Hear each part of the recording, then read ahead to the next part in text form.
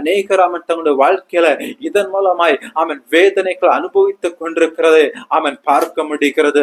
பாருங்கள் எப்படி இந்த எகிப்து தேசத்துல இந்த பஞ்சம் கடந்து வந்த போது அன்றைக்கு இந்த செழுமையான வருடத்துல காணப்பட்ட பரிபூர்ணம் எல்லாம் மறக்கப்பட்டு போனதோ அது 30வது வசனத்துல தெளிவாய் சொல்லப்பட்டிருக்கிறது.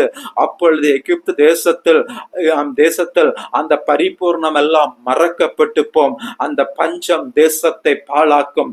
இன்றைக்கு குடும்பத்துல வந்திருக்கிற இந்த பஞ்சம் இன்றைக்கு உங்களுடைய வாழ்க்கையை பாழாக்கி கொண்டிருக்கலாம். பாருங்கள், எல்லா நன்மைகளும் மறக்கப்பட்டு அந்த செழுமையான அந்த செழிப்பான நாட்களில காணப்பட்ட நன்மைகள் எல்லாம் இன்றைக்கு மறக்கப்பட்டு அந்த நாட்களில் இருந்த மேன்மைகள், அந்த நாட்களில நமக்கு இருந்த மதிப்பு உயர்வு, வேலைகள், இதெல்லாம் இன்றைக்கு நம்முடைய வாழ்க்கையை விட்டு எடுப்பட்டு போய் இன்றைக்கு நம்முடைய வாழ்க்கை